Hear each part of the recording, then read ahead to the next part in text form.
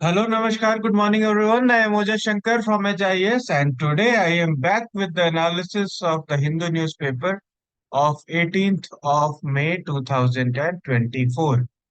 तो आज फिर से हम लोगों ने कुछ आर्टिकल्स को आइडेंटिफाई किया है और हम लोग देखेंगे कि कैसे इन आर्टिकल्स की मदद से हम लोग अपने यूपीएससी की जर्नी में सप्लीमेंटेशन ले सकते हैं, कैसे हम लोग अपने प्रीलिम्स एग्जामिनेशन में, अपने मेंस एग्जामिनेशन में इन आर्टिकल्स की मदद से क्वेश्चंस को टैकल कर सकते हैं। ठीक है। तो आज का जो पहला आर्टिकल होगा वो स्पेन ने एक शिप को रोक दिया है जो चेन्नई से इसराइल की तरफ जा रही थी।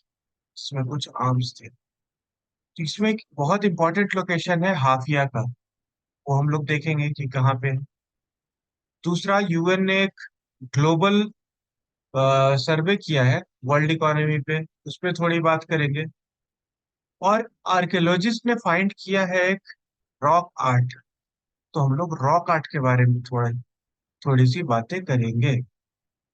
और फिर उसके बाद है कि कुछ ट्रीज जो है वो डिसअपियर हो रहे हैं, ऐसा रिसर्च में आया है। तो इसके बारे में भी हम लोगों को देखना है कि क्या बात है, क्योंकि इन्वायरमेंट से रिलेटेड थोड़ा इंपॉर्टेंट पॉइंट वो बन जाता है। तो सबसे पहला पॉइंट है कि एक शिप था जो चेन्नई से जा रहा था। कहाँ जा रहा था? इसराइल की तरफ जा रहा था। ठीक है। और उसको स्पेन ने रोक दिया है।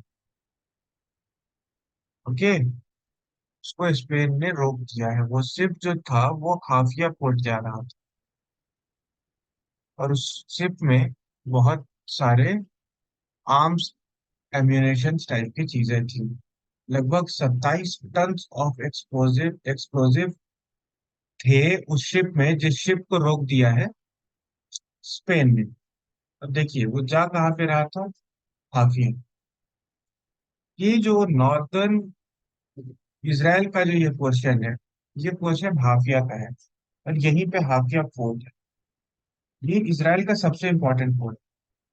अब अगर मैप देखा जाए तो इसराइल यहाँ पे है, और ये पोर्शन में हमारा इंडिया है। ठीक है।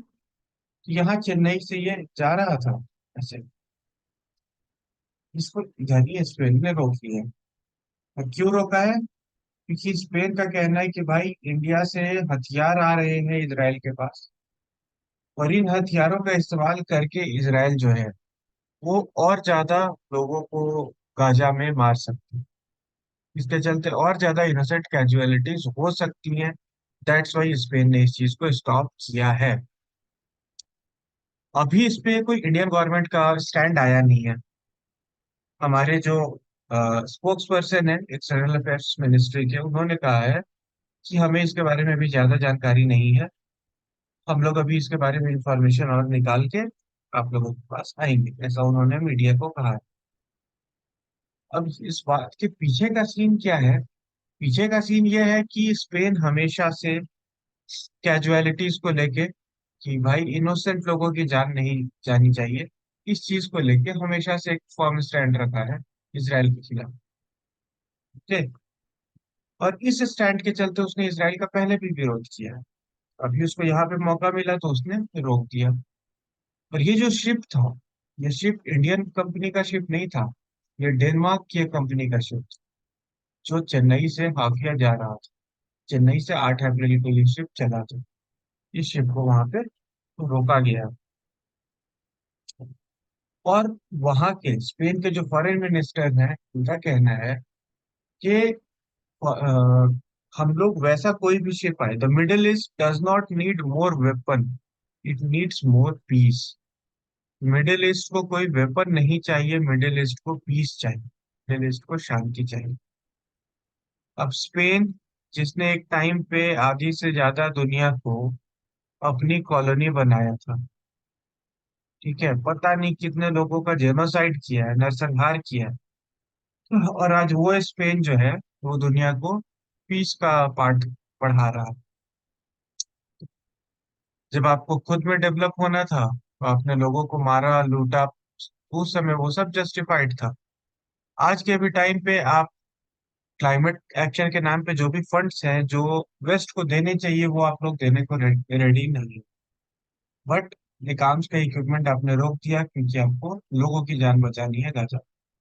ठीक है, this is a good thing कि आपको लोगों की जान की अभी कम से कम जाके फिक्र हुई। बट भाई थोड़ा सा इन्वायरमेंट वाले में भी देख लो। इन्वायरमेंट चेंज, क्लाइमेट चेंज से भी तो लोग मरेंगे। उसमें भी पैसे दे दिया करो टाइम से आप लोग। बट उसमें बेस्ट काम नहीं करेगा ढंग से। यहाँ पे इंपॉर्टेंट था हमारे लिए हाफिया कोड, क्योंकि देखिए पेयर वाले क्वेश्चन में ना आ सकता है कि देते कि select which of the following are correct pair, और यहाँ पे हाफिया दे दिया। फिर यहाँ पे मान लीजिए दे दिया आपको सीरिया, लेबनान, कुछ भी। तो आपको जानना होगा कि नहीं, हाफिया जो है वो इसराइल में है। इसलिए ये वाला थोड़ा सा मुझे इंपॉर्टेंट लगा था। और एक इंटरनेशनल पर्सपेक्टिव से भी है कि इंडिया के स्पेन के साथ भी ठीक रिलेशन है। इसको इंडिया कैसे टैकल करता है वो देखने की बात है। अब सेकंड आर्टिकल है कि यूएन ने, यूएन मतलब हमारा यूनाइटेड नेशंस, ठीक है, यूनाइटेड नेशंस ने अभी एक ग्रोथ फोरकास्ट किया है। 2.7 से ग्रो करेगी वर्ल्ड इकोनॉमी 2024 में, 2.7%। अब ये जो फोरकास्ट है, ये इतना इम्पोर्टेंट क्यों है? ये इतना इम्पोर्टेंट इसलिए है क्योंकि ये फोरकास्ट में पूरे वर्ल्ड की इकोनॉमी की बात हुई है। पूरे वर्ल्ड की हर एक कंट्री को लिया गया। इसमें क्या है कि कुछ कंट्री जो है वो मान लिया कि 14 से भी कर रही होगा, और कुछ कंट्रीज का ग्रोथ माइनस में भी जा रहा है। इन सबका एक एवरेज निकाला गया कि पूरा वर्ल्ड फिर कितने से ग्रो करेगा, तो पूरा वर्ल्ड जो है वो 2.7% से ग्रो करेगा 2024 में। ऐसा यूनाइटेड नेशंस का कहना है। और ये जो ग्रोथ है वो पिछले साल से बढ़ी है, क्योंकि पिछले साल जो है वो 2.4% का ग्रोथ थी। उससे बढ़ के हम लोग 2.7% के ग्रोथ पे आ गए। और यूएन का कहना है कि अगले साल 2.8% का ग्रोथ होगा 2025 में, which is a very good symbol. क्योंकि हमारे प्री कोविड एरा में, कोविड 19 आने के पहले वर्ल्ड का ग्रोथ 3% से, लेकिन कोविड ने ऐसा हार्म किया है कि अभी जो हम लोग पोस्ट कोविड एरा में है, पोस्ट पैंडेमिक एरा में 2.7 से ही ग्रो कर पा रहे हैं। और ग्लोबली 0.1 का इंक्रीज भी कर पाना is a huge huge task, बहुत बड़ा टास्क होता है। इसलिए ये एक बहुत बड़ी चीज है।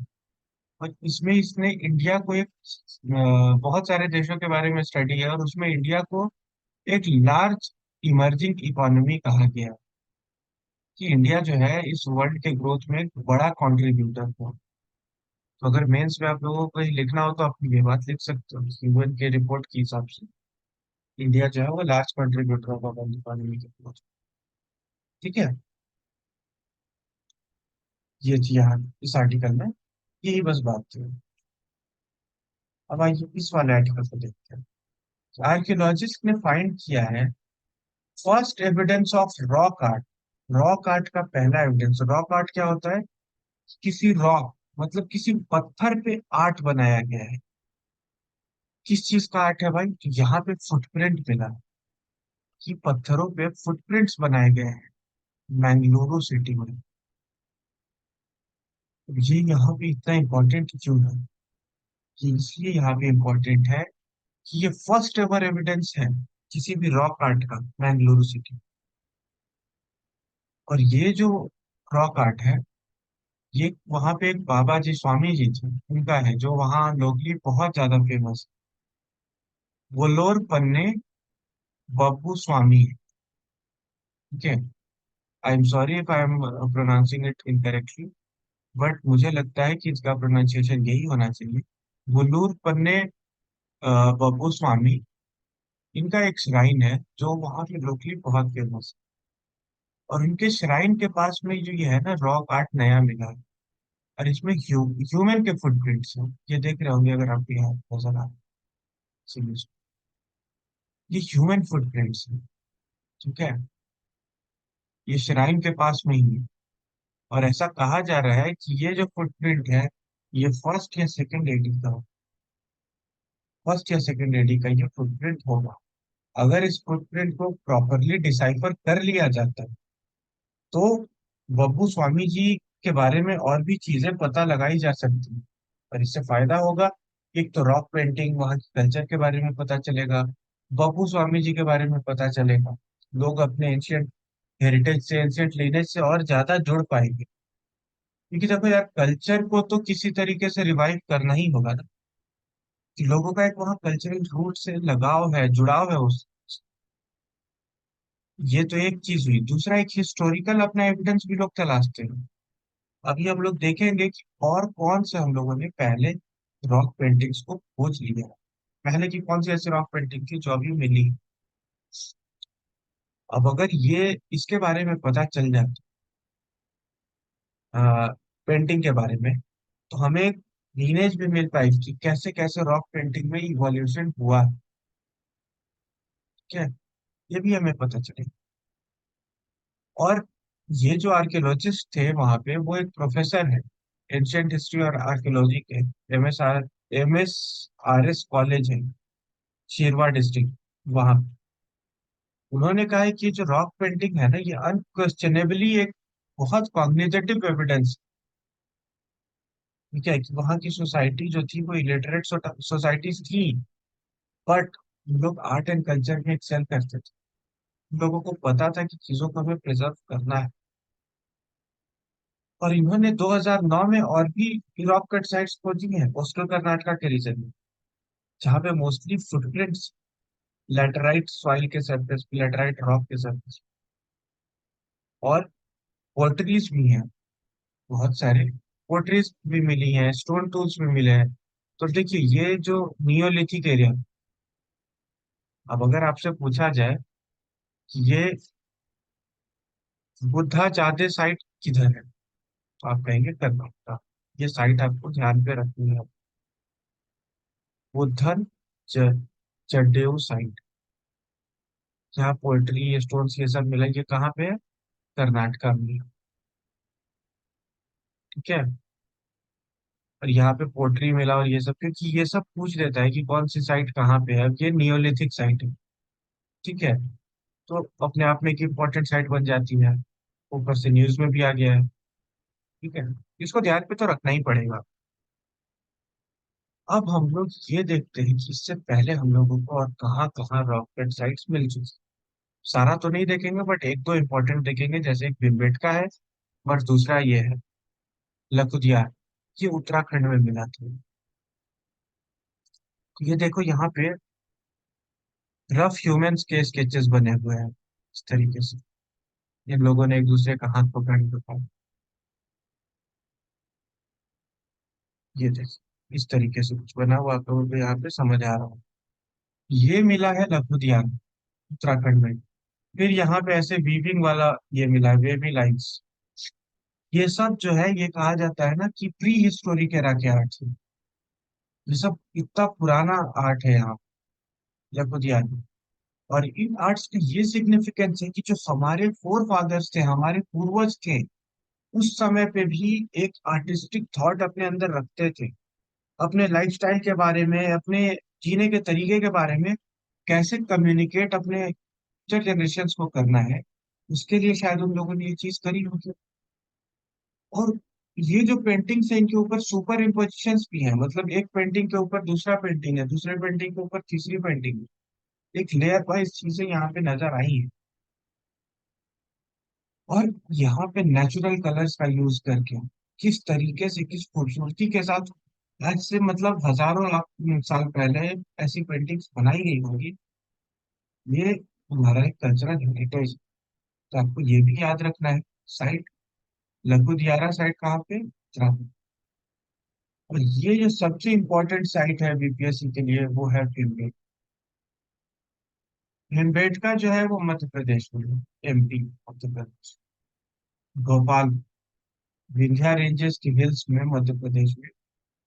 ये भीमबेटका साइट है, जहाँ पे 500 से ज्यादा rock paintings, more than 500 rock paintings in Bhimbetka, which is a very very important thing for the culture and for the archaeological perspective of our country। और इनको खोजा किसने था? इनको खोजा था वीएस फक ना कर दूं। इन्होंने यहाँ पे एक्टिवेशन की थी 1957-58 में, और इन्होंने इसको खोजा था। और 2003 में ये यूनेस्को वर्ल्ड हेरिटेज साइट भी बना दी गई। मतलब भिमबेटका जो है वो वर्ल्ड हेरिटेज साइट है आज के टाइम। और यहाँ की जो ओल्डेस्ट पेंटिंग है, आप सोचिए कितनी पुरानी है, 30,000 साल पुरानी है। और अभी तक सरवाइव कर रही, 30,000 साल पुरानी painting. And it is surviving till date. And this is one of the most important. इतनी पुरानी पेंटिंग किस खूबसूरती के साथ, किस टेक्नोलॉजी के साथ उन्होंने बनाई है कि आज तक वो सरवाइव कर रही है। और उसकी कंटिन्यूटी देखिए कि वो 1 लाख बीसी पहले भी और 1,000 बीसी पहले भी उस पे अलग अलग पेंटिंग बनाई गई, एक के ऊपर एक, एक के ऊपर एक, जो मैंने बताया। सारी पेंटिंग अभी भी सरवाइव कर रही है। और लगभग उसके ऊपर, एक पेंटिंग के ऊपर 20 लेयर तक आ चुके हैं। पेलियोलिथिक, मेसोलिथिक, चारकोलिथिक, मिडिवल तक में, सब में ये बनी हो। लेकिन मेजॉरली ये मेसोलिथिक एज की पेंटिंग्स। और ये भी सब वही natural dyes, natural colour, natural brush, जानवरों के बाल, स्क्विरल्स के पूंछ, यही सारी चीजों की मदद से पेंटिंग्स को बनाया गया है। ठीक है। ये हमारे लिए बहुत इंपॉर्टेंट हो जाता है, तो हमें 3 चीजें यहाँ पे से याद रखनी है इंपॉर्टेंट। बुद्धान दे जो साइट, कर्नाटका। अभी ये जो मिला है, ये मैंगलुरु में मिला है। फिर Lakhudiyar sites, Uttarakhand. Bhimbetka rock painting, Madhya Pradesh. ये हमें याद रखना है। Okay. Now coming on to last article of the day. और वो है कि nearly 6 million trees disappeared from farm lands study. लगभग 6 मिलियन, मतलब 60 लाख पेड़ गायब हो गए, डिसअपियर्ड, मतलब गायब। कहाँ गायब हो गए हैं, कहाँ से गायब हो गए हैं? फार्मलैंड से, खेती की जमीन से। लगभग 6 मिलियन पेड़ गायब हो गए। छह 60 लाख पेड़ गायब हो गए हैं। ठीक है। ये एक स्टडी का कहना है। अब इसमें क्या इंपॉर्टेंट है भाई, ये हम लोग ये आर्टिकल क्यों पढ़ रहे हैं? ये इसलिए पढ़ रहे हैं कि पिछले 3 साल में, 2019 से 2021, इंडिया ने लगभग 5.8 मिलियन, मतलब लगभग 6 मिलियन ट्रीज के आसपास को खो दिया है, एग्रीकल्चर लैंड के आसपास। ये स्टडी की है यूनिवर्सिटी ऑफ कोपेनहेगन, डेनमार्क। और वहाँ अपने रिसर्च जर्नल नेचर स्टेबिलिटी में इसको पब्लिश किया है कि लगभग इंडिया में 60 लाख पेड़ गायब हो गए। गायब मतलब क्या, ऐसे जादू कोई चुटकी बजा दिया, घुमा दिया, गायब हो गए? ऐसे गायब हो रहे हैं क्या? कैसे गायब हो रहे हैं? इनको काटा गया है। क्यों काटा गया है? फार्मलैंड बना बढ़ाने के लिए, खेती की जमीन को बढ़ाने के लिए जंगलों को या बड़े पेड़ों को काटा गया है। बेसिकली यहाँ पे जो स्टडी है ना, ये सिर्फ बिग ट्रीज के लिए है, बड़े पेड़ों के लिए। 11% जो ऐसे पेड़ थे, उनको डिटेक्ट किया गया है, उनको देखा गया है कि 2018 2010 से 11 के बीच में वो पेड़ थे। लेकिन 2018 से 2022 के बीच में वो पेड़ गायब हो गए। वहां तो वैसा कोई पेड़ था ही नहीं, बस। तो फिर ऐसे निष्कर्ष पे आया गया, then they concluded that this tree were disappeared. ये ट्री, ये पेड़ गायब हो चुके थे। जो ओवरऑल ट्री कवर था, इसके चलते क्या डिक्लाइन हो गया इंडिया का? तो जी नहीं। This doesn't signify that overall tree cover of India has declined. ऐसा नहीं है, हमारा ओवरऑल ट्री कवर तो बढ़ा ही है। बट ये जो बिग ट्री है, इस बिग ट्री के बारे में ये बात हो रही है कि बड़े पेड़ों को गायब कर दिया गया है या गायब हो गया। फॉरेस्ट सर्वे ऑफ इंडिया के रिपोर्ट के हिसाब से हमारा ट्री कवर बढ़ा है। ठीक है। बट ये जो स्टडी है, ये इंडिविजुअल ट्रीज पे है। ये इंडिविजुअल ट्रीज घटी, जो फार्मलैंड में ट्रीज थी वो ट्रीज घटी। और ये कैसे देखा गया है? बहुत सारे सैटेलाइट, मैक्रो सैटेलाइट्स की मदद से देखा गया। इन सैटेलाइट्स में ये पता चला कि भाई पेड़ जो है वो गायब। ठीक है।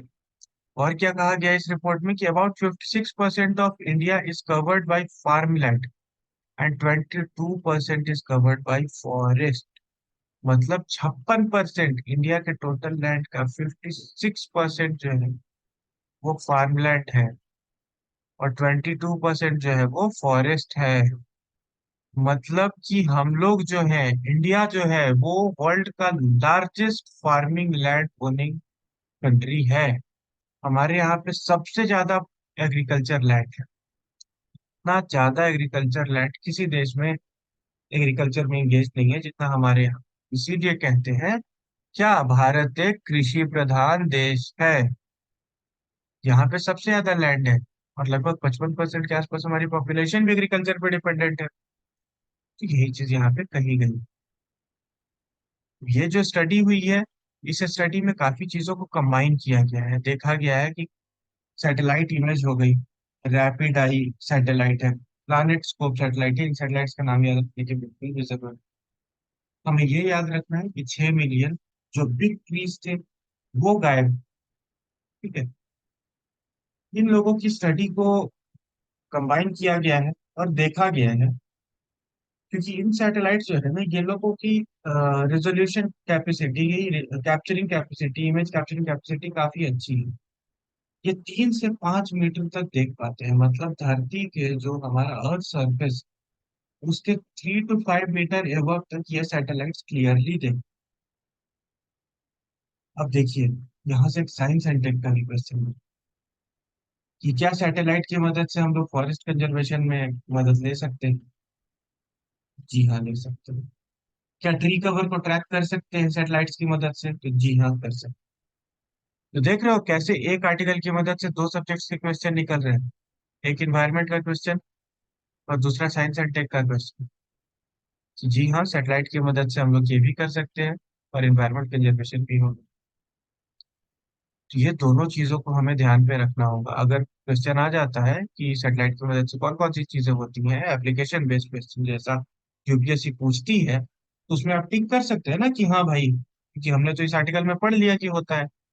यही इंपॉर्टेंस है न्यूज को, कि आपको चीजों को ना कनेक्ट करने में, इंटरलिंक करने में इसके चलते आसानी होती है। That's why the news paper analysis important. ठीक है। और क्या कहा गया इस आर्टिकल में?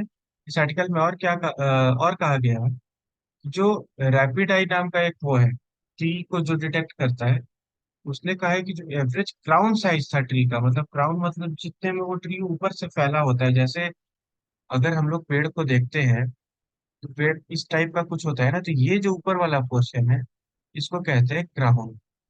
तो जो एवरेज क्राउन टाइप था वो 96 स्क्वायर मीटर से जो बड़ा था, उन सारी ट्रीज को यहाँ पे काउंट किया गया है। ये 1996 इसी के आसपास में, 90 के आसपास में जो भी थे, उन लोगों को यहाँ पे काउंट किया गया है। वैसे पेड़ों को यहाँ पे काउंट किया। पर इनका जो लॉस है वो एक बड़ा लॉस। क्यों बड़ा लॉस है भाई? क्योंकि ये जो लॉस होगा ना, इसके चलते जो इकोसिस्टम पे इफेक्ट है वो थोड़ा सा ज्यादा डायरेक्ट पड़ जाता है। क्या है? क्योंकि ये एक मैच्योर ट्री है, ये फुल ग्राउंड ट्रीज है। तो ये हमारे इकोसिस्टम बैलेंस में थोड़ा ज्यादा मददगार होता है। पेड़ों के लिए, ये जानवरों के लिए, पंछियों के लिए, या फल देने के पर्सपेक्टिव में, या फोटोसिंथेसिस का ऑक्सीजन देने के पर्सपेक्टिव में इनका थोड़ा रोल ज्यादा हो जाता है। ठीक है। इसलिए इम्पोर्टेंट है। और ये ज्यादातर जो लॉस हुआ है वो तेलंगाना और महाराष्ट्र में। तेलंगाना और महाराष्ट्र यही दो स्टेट्स हैं जहाँ पे ये जो बिग ट्रीज का लॉस है वो ज्यादा है। तो अब आप एक चीज यहाँ से और रिलेट कर पाएंगे। ये जो दोनों स्टेट्स हैं, तेलंगाना और महाराष्ट्र, यहाँ पे एक इशू है बहुत बड़ा, क्या? ड्रॉट का। पानी की कमी इन दोनों स्टेट्स में है ना? तो एग्रीकल्चर के लिए अपने फार्मलैंड को इंक्रीज करना, पानी की कमी है तो उसको दूर करने के लिए अलग अलग प्रोसेसेस को अपनाना, ये यहाँ पे चल रहा है, उस बीच में भी पेड़ों को काटा जा रहा है, तो ये यहाँ पे एक और केस बन जाता है, डेवलपमेंट वर्सेज इन्वायरमेंट वाला। डेवलपमेंट करने के लिए पेड़ काटने पड़ रहे हैं, यहाँ पे ये भी एक केस बन गया। ये केस आप एक एनवायरनमेंट में भी यूज कर सकते हो, दूसरा आप इथिक्स में भी यूज कर सकते हो। कैसे भाई? क्या इंपॉर्टेंट ज्यादा, एनवायरनमेंट ज्यादा इंपॉर्टेंट है, डेवलपमेंट ज्यादा इंपॉर्टेंट है? क्योंकि ये जो दोनों स्टेट्स है, ये दोनों डेवलप्ड स्टेट्स में से है इंडिया, और दोनों में वाटर स्कार्सिटी है, और दोनों में एग्रीकल्चर भी अच्छा चलता है। कैसे वो लोग बैलेंस करेंगे, कैसे मैनेज करेंगे, इस बारे में आप लोग एक बार सोच के देखिए। तो यही सारी चीजें इस आर्टिकल में लिखी हुई हैं कि कैसे ट्री लॉस का एस्टिमेशन होगा, उसका कंजर्वेशन हम लोगों को और कैसे किया जाना चाहिए। तो इस तरीके से हमारी आज की एनालिसिस खत्म होती है। आपको ये एनालिसिस कैसी लगी है आप कमेंट सेक्शन में बता सकते हैं। ओके। अगर कोई डाउट हो तो वो आप कमेंट सेक्शन में पूछ सकते हैं। मंडे को फिर आपके साथ हिंदू न्यूज़पेपर के एनालिसिस को लेके मिलूंगा। तब तक के लिए have a great day. Signing out, Ojas Shankar.